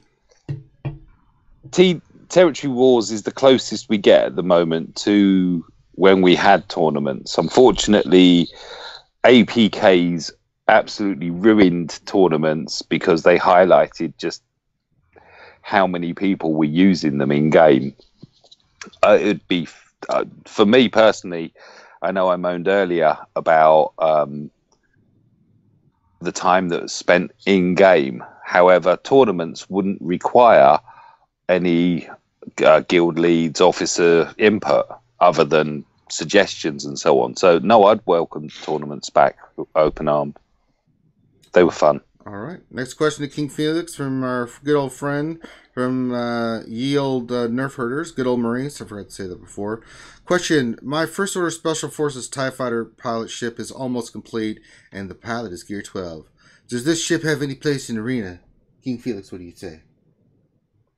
I don't believe it does. I have seen a couple of them in my arena shard, and they seem to be easier targets. If they do end up releasing a First Order capital ship, they said they're going to release more Last Jedi characters, which could be Hux, and it could be a First Order capital ship.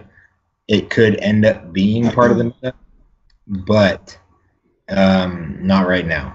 It doesn't hit hard enough. It doesn't add too much to your team, and there really isn't a First Order lineup that does a whole lot of work. in the fleet. But if they bring out Hux, maybe, depending on the captain. It's actually pronounced Hugs. Hugs. Hux. Okay. General Hugs. Correct. It's a great platoon filler.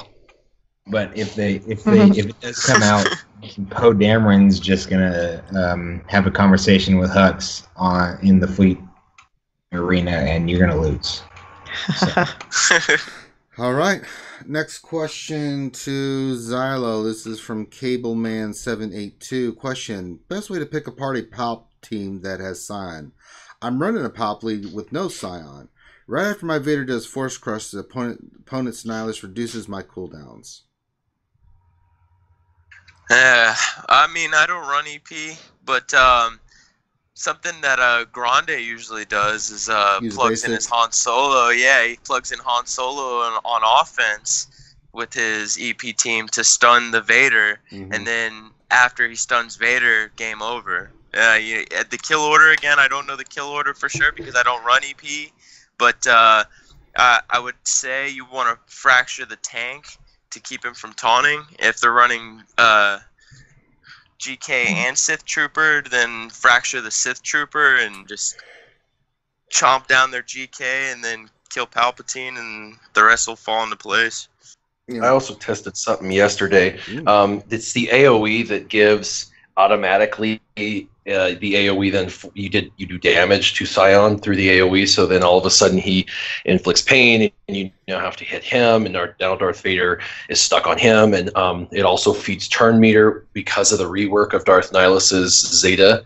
So you want to check to see if their Darth Nihilus has their Zeta, because they probably do if they're getting that extra speed or turn meter. But so instead of doing what everybody suggests, which is Force Crush, Saber Throw, and that boosts your turn, it actually isn't going to work well. So you do ability block on their Emperor Palpatine, just a basic ability block on their Palpatine, and that'll prevent that Force stun, and it doesn't give any extra turn meter to their Darth Nihilus. And so once Emperor Palpatine's stunned, then their team collapses. You haven't Force taunted off of Scion. You don't have to hit Scion anymore yet. And then you're going to get your stun off and your AoE increase, a debuff increase or cooldown increase with your Nihilus, and it'll be downhill from there. But with that team, just change your mindset from Darth Vader doing his Force Crush to get turn meter, because you're feeding so much turn meter to the opponent, it actually doesn't work. Switch that to just an ability block on their EP, and you're golden. That's science. That's brilliant. All right. Next question for Team Money. Let's see. This is from Sanely Red, and the question is, which Zeta should I do next? Vader's Unique or Scion Zeta? Still working on gearing Scion, but I have Vader gear 12. Hi, Sanely Red. I don't know Scion Zeta that well. I think that the Vader Zeta is pretty key, especially if you're going to run those teams on defense and territory wars. I don't see it really. You're chasing the teams without Zetas right now. If there's Rays going in with only, a couple of Zetas, they're so easy to take down compared to the other ones. Same with Emperor Palpatine. So, I'm a fan of Vader. I like his unique, so I would go there, especially if your Scion isn't done. Get another one for him. All right. Next question, back to the top to Warrior. This is from Michael D. Question: my guild will get Rolo to 7 stars this territory battle. I've geared Cholo to gear 11. Is Rolo worth gearing? What good uses are there for her? Yep. She is actually a really good character. Yeah, I agree.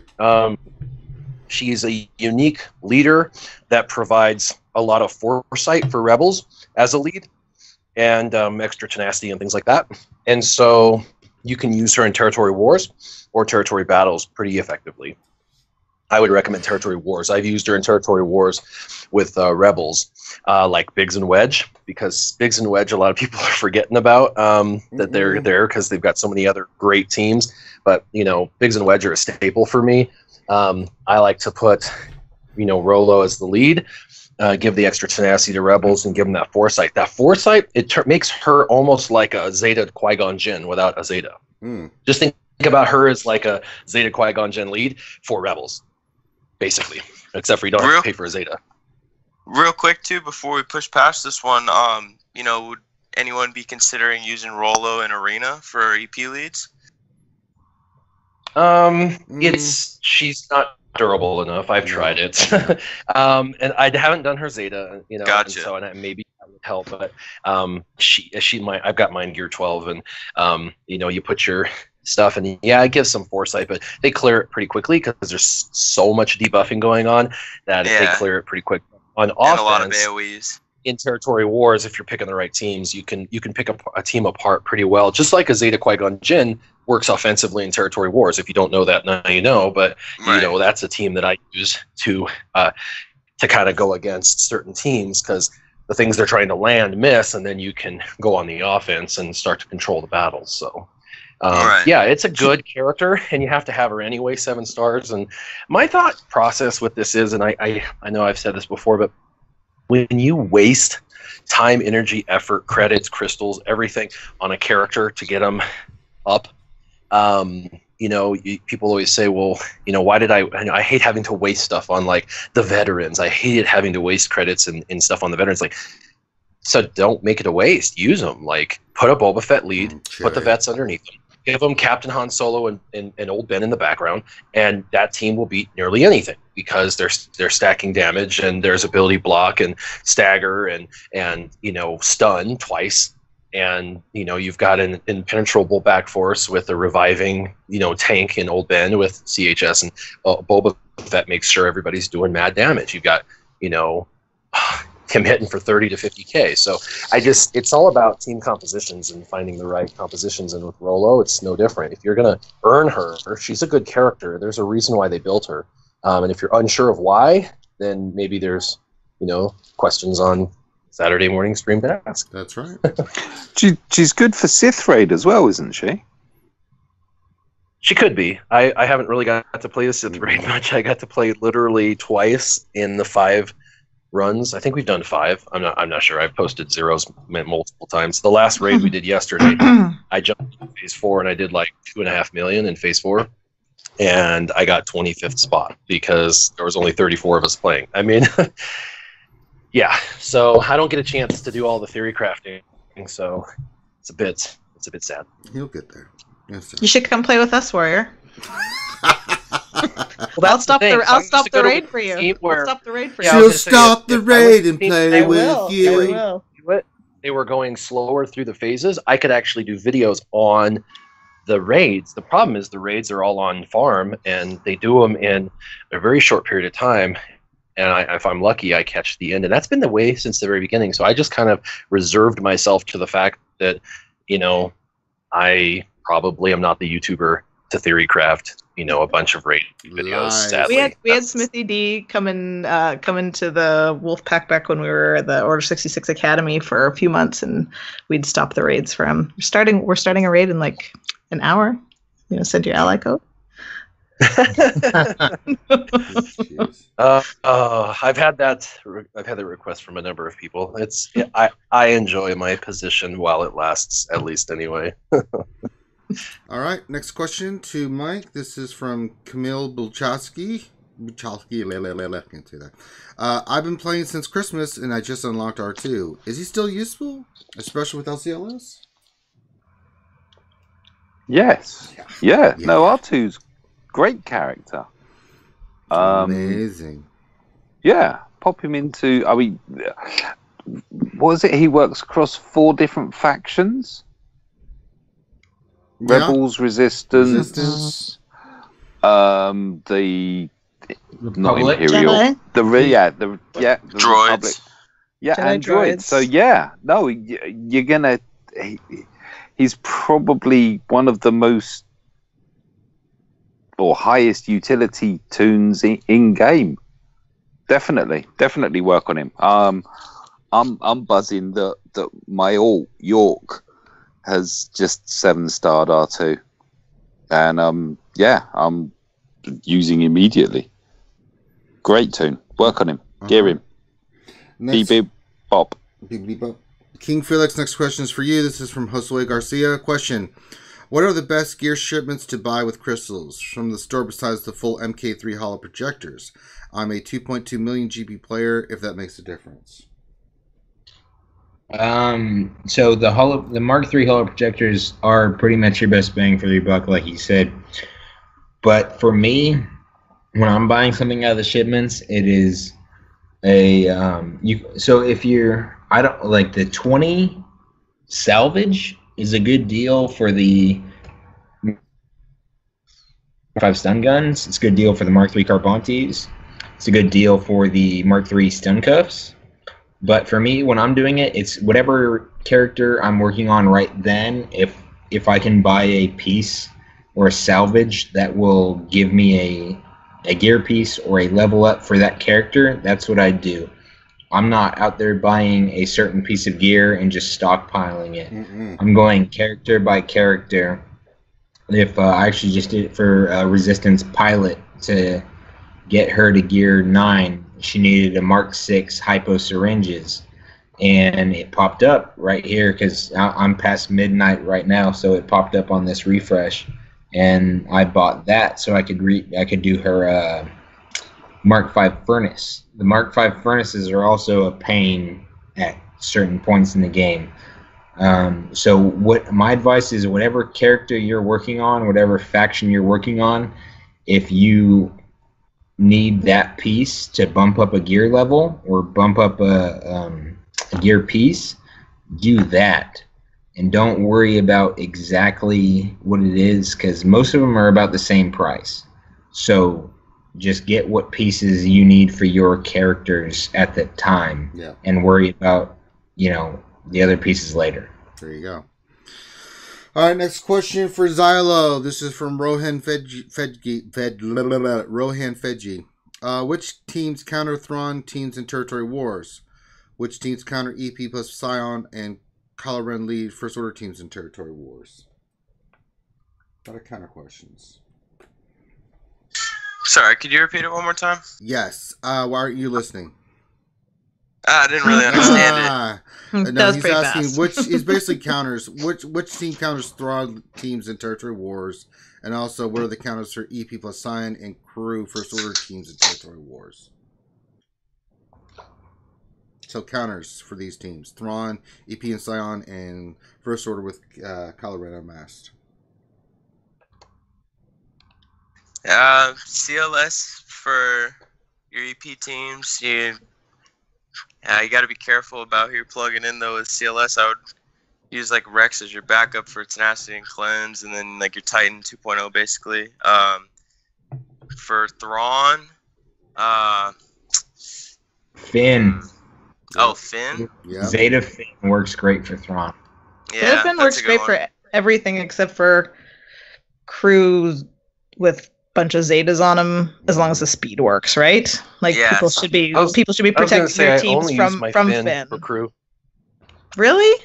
Yeah, that's my Finn is my crew killer, and I kill 6-7 Zeta crew teams all the time. Teach me how to do that, because I've gone in, and if they're pre-taunting with if he's pre-taunting, you're gonna have to hit him, and then he's got a 100% counter chance. Then he's feeding his whole team 20% turn meter if he critically hits. No, you don't, because Poe goes first if you built your team right, and so Poe goes and he puts the buff immunity over his head. So as soon as that taunt falls off, the buff immunity is over his head, so it can't reapply, and you expose a bunch of other characters, and then Finn goes next and stuns, and he stuns, so there's no counter, and if there's additional turn meter, it doesn't matter, but you just get the turn meter rocking and rolling, and I can clear the board very fast with the team. I just use Holdo. Holdo is, even at 3 stars, is MV frickin' P at 3 stars in that team, and because I use Poe, Finn, Resistance Trooper, Resistance Pilot, and Holdo. And then I get down to the 2 Kylo Rens, and the issue is you'll time out every time because of the protection and health regen. So I actually try and strategically put some exposes and stun them with Finn on both of them, so when they're both stunned, and then I go to the Kylo Ren unmasked. He's the easier of the 2 to kill, and I actually hit auto battle. and he dies within about 30 seconds. And then I switch to the other Kylo Ren. I strategically expose him, stun him, and then I hit auto battle. And I get him in about a minute. So you have to have about a minute and a half left and to be able to clear those two characters. But the other three fall lightning fast. And my Poe is 240. So I mean, but he's easy to get fast. So how do you get your Finn faster than your resistance trooper? Because that's the problem I'm having. If those exposes are landing, resistance trooper is going next and having to hit crew. Well, then you use use a special. Yeah, use a special. It takes it off. Yeah, it takes off his taunt. Okay, and then it's less of a chance of a counter. Well, yeah, and he already has buff immunity applied because of Poe. So yeah, that's science. Warrior. All right, I'll try again. Yeah, Warrior. Team Money has a spot in our guild if you want to join to show her in person. You can. We'll kick you after too. You can just come and then we'll kick you after. You don't have to come forever. Oh no. Oh god. Yeah, I don't know. I don't know how to kill crew teams without Poe. I guess I don't have a team that can beat a crew team on offense because I put all my 35 best characters on defense. So I got to get really creative. And sadly my Poe team is like a second-rate team now, but they're the only team that I can use. The exposes are the only way I can get through that stupid Barasafi crew team. It's just too impossible any other way. EP and Sion, I always go my Rex, just Rex with any team, as long as he's fast, you will have no problem with that team. That team is ridiculous. Although I will say, with those EP and Scion teams, be careful if they're primed already. Right. Because if one of those teams is primed, especially if you have a Zeta, if you're going up against a Zeta Scion, you won't, because he will get held by hatred up every 3 seconds. And when he is held by hatred up, it's bad. Although I did encounter a bug.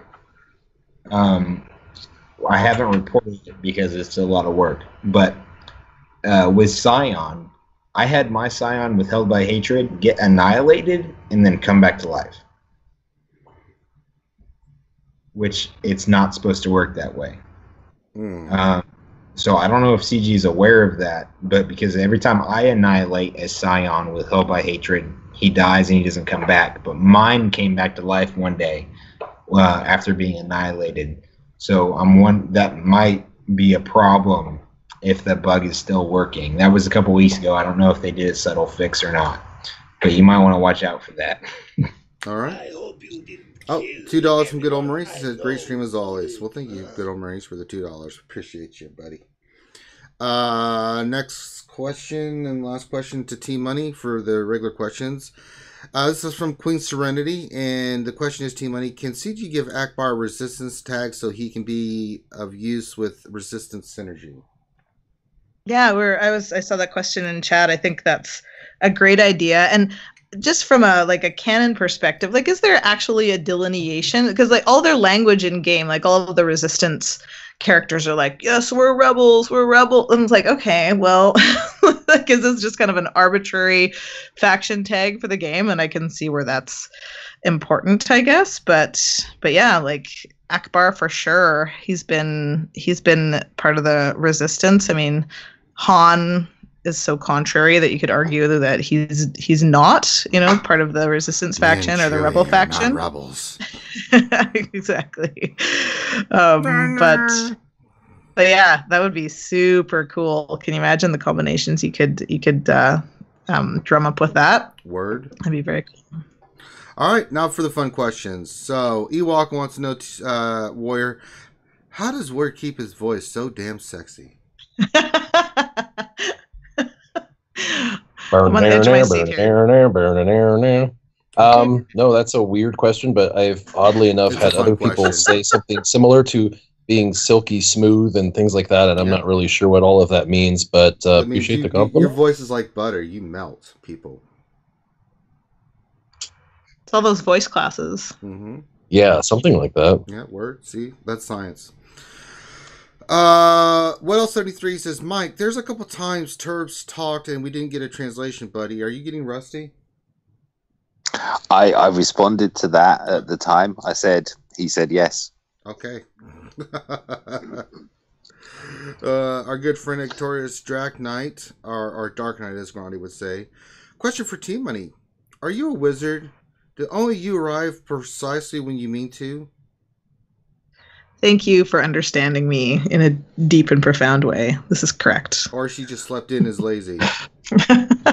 I set my alarm last night. I was like, okay, it's all done. And then I woke up and I was like, 8:02. No. I'm just gonna sleep in my office next time, and so I can hear the Skype call come in. Oh no. Grim wants to know, would you like to know about our Lord and Savior, RNG Jesus? Because of the we were kind of going off yesterday about that with Grande. If you had someone come up to the door, what would be his reaction? What did Finn say? The Church of Latter-day Grandes? Yeah. First commandment of the 10 Commandments, thou shalt use a basic. Oh, God. Oh, here's a great one. Grim wants to know, Team Money, did you recover from the mod debacle on Thursday? Oh, my Lord. So I had a player give me this beautiful 3.4 million GP account, and I've just been like, oh, the mods are so great. The mods are so great. And we had a really good time on Thursday night in the Nerf Herder stream, and I was sorting through mods after, and all of a sudden I had 28 million credits in the bank and no mods. Yeah, so all of the ones that were locked for speed, so I kept like all my speedy ones, but like I hadn't gone through and locked like a lot. I lost a lot of like really nice offense secondaries, and they're just gone. So that's thank you for outing me publicly about that, Graham. I really appreciate that. Man, yeah. We all knew. We just don't want to say anything. Oh boy. Oh my God. Thoka just donated, what is this? DKK50? I don't know what that is. Danish krones. Danish krones? Danish kroners. That's says, like $9 million. Oh! Finn, hookers and blow, we're on our way. Thanks for the good advice and enjoy Danish pizza. Well, if we ever had any Danish pizzas here, which we don't, but hell yeah. Thank you for the donation, sir. Very, very much appreciated. That's very generous. Thank you. And then finally, good old Maurice wants to know, Team Money, could you publicly attempt to snipe every member of the panel? You know that you're the only one that I really want in our guild, good old Maurice, so I'm just trying to make you jealous. Yeah, she's never tried to snipe me. She just calls me a mother effer every other stream. No, I have. I gave you crap for not coming to ask us before you went to the guild that should not be named. What do you mean? I know. It's called I can't wait. Midichlorians. Can we please face you guys in the territory wars already? I don't know. I mean, it's going to be so exciting. I know it's going to be close. It really is. It's going to be one of those things where, oh boy, that'll be brutal because it's going to be so evenly matched. Jesus. Yeah, and plus we can trash talk each other. It'll be trash talk. We should stream that. Yeah. You don't trash talk? Oh well, you're gonna have some Ranger. Like that. Yeah. Can you beat them by 200 points, please? Yeah. 210. I'll do more than that. I'll beat him by 210.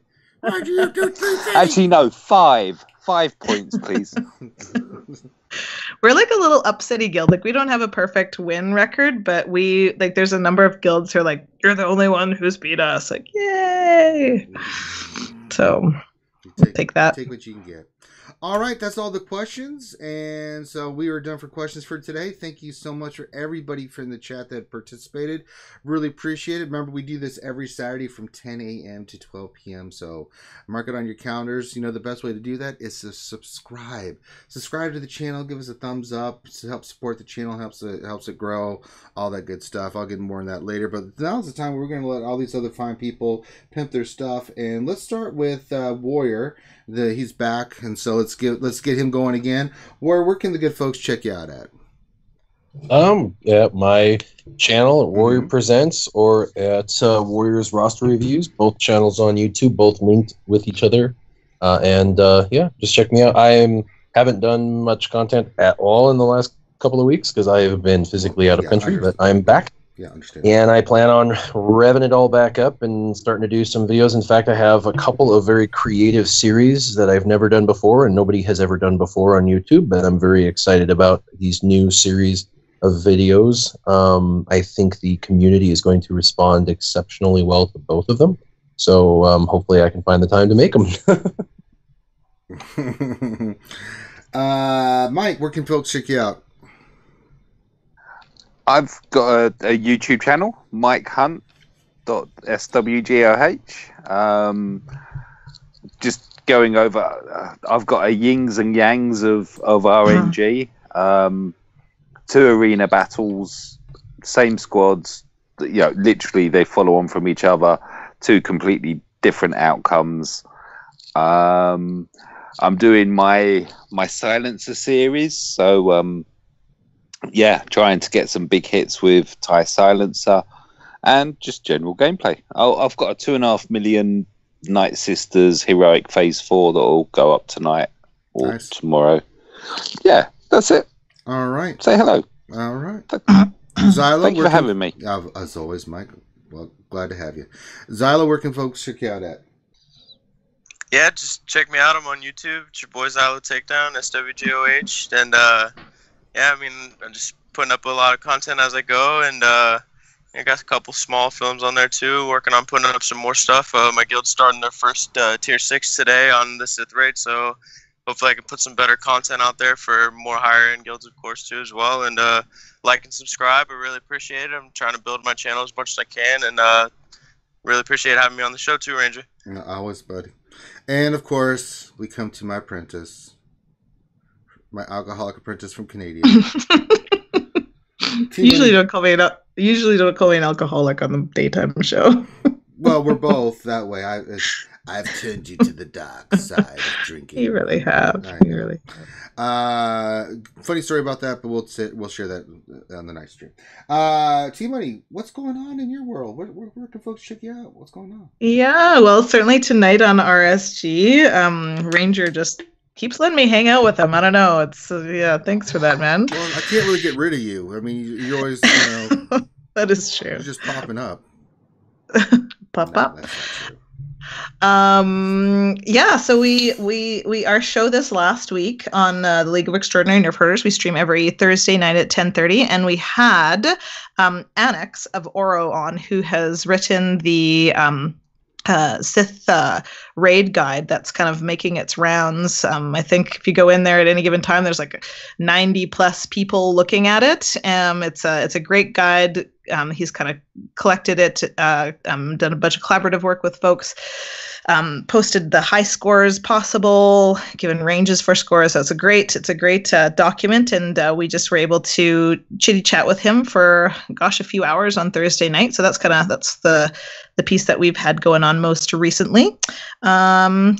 Every Thursday night, 10:30, with good old Maurice, Grand Admiral Teals, and Darth Bob. We just hang out. We're really, really stupid. It's an 18+ stream for very good reason, but we do a lot of really heavy, dense game content as well. On there, really delve deep into the nerdiest of nerdiest stuff in the game. And then I'm always on Saturday nights with Ranger on the Mature RSG channel, and please go subscribe there, because you should, because we play and we have fun and we laugh a lot. Yes, we do. It's a beautiful community part of the game. Last week's Mad Lib was ridiculous with Urban. If you're not listening to last week, we had Urban on. Oh my God. Yeah. That was absolutely one of the most brilliant Mad Libs we've ever done. Yeah, Urban and the Leprechaun. If you have not heard it, you should. I am just remembering it now. To tell you the honest truth. Oh my God. Potato. Oh. Yeah, what school did he go to again? No, it's Saturday night. Yeah. We learned a lot about Urban and leprechauns. It was great. And the funny thing is, we were letting Urban pick all the words. That's how it came out. And if you're listening to this, of course, this is the RSG channel. What? Was somebody saying something? Okay, that was weird.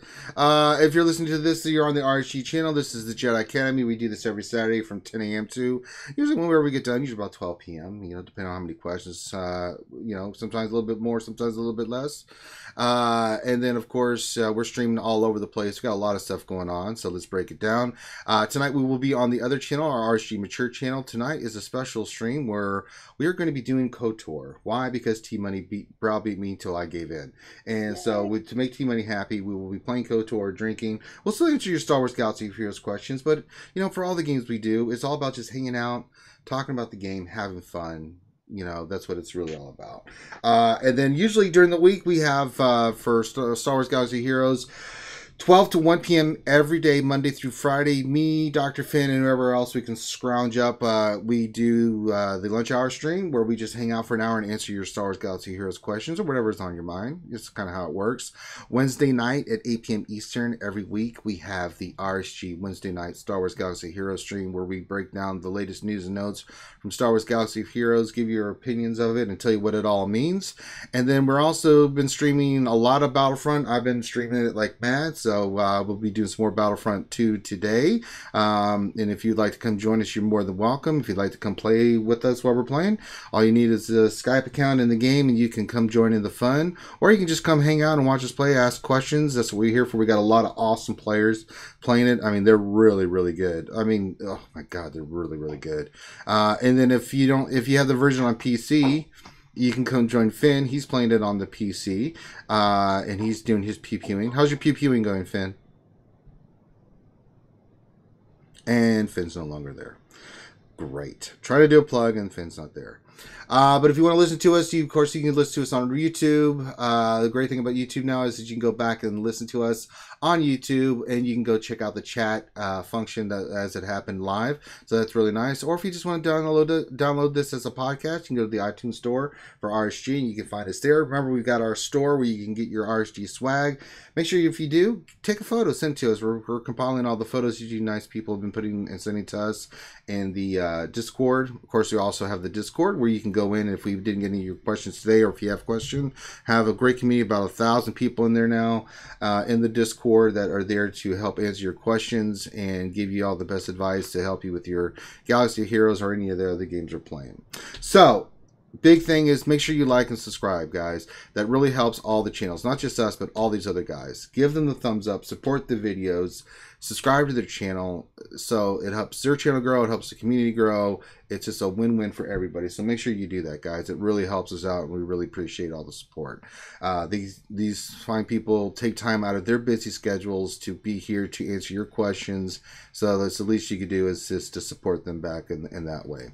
So on behalf of myself, Warrior Turbo, Mike, King Felix, anything you want to shout out, King Felix? What, you have 44 to wake up? Anything else going on?